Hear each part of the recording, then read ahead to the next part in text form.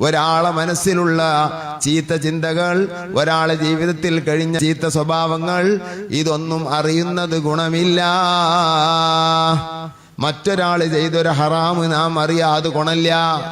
അത് കേട്ടാൽ തന്നെ അറിയാതിരിക്കാൻ പരിശ്രമിക്കണം. എനിക്കത് കേൾക്കണ്ട. ഒരു മുഅ്മിനായ മനുഷ്യന്റെ അയ്ബ് നമുക്കറിയുന്നത് ഗുണമില്ല. അതുകൊണ്ട് നമ്മൾ കേടുന്നോകും. മറ്റൊരാൾ നമ്മോട് വന്നിട്ടാണ് ഞാനൊരു ഹറാമ് ചെയ്തു എന്ന് പറയുമ്പോ തന്നെ എന്ത് ഹറാമാണത്, എങ്ങനെയാണത് ചോദിച്ചറിയരുത്. ഒരു മുഅ്മിനായ മനുഷ്യന്റെ അയ്ബ് നാം അറിയുന്നത് ഗുണമില്ല.